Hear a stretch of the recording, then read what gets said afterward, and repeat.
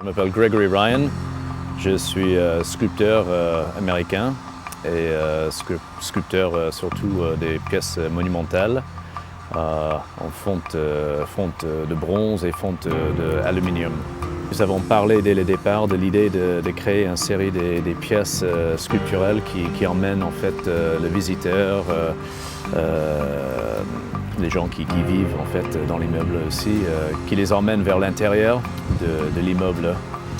Et ça marche bien avec le travail que j'ai fait, qui est surtout un travail sur les formes qu'on trouve dans la nature. Le concept, c'était d'emmener les gens vers l'intérieur des immeubles en passant par justement les arbres, la verdure du jardin et avec un sens un peu fluide. Et j'ai travaillé beaucoup, comme j'ai dit, avec la surface de l'eau figée et dans une sorte d'alchimie convertie en fonte de métal. Et pour moi, ça marchait très bien de créer à l'extérieur un élément sculpturel qui aspire les gens vers l'intérieur.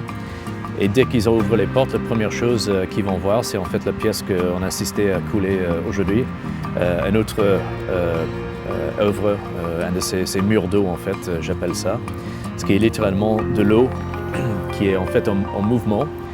Et on arrive à la figer, créer un modèle en 3D avec lequel on fait les moules que vous avez vus.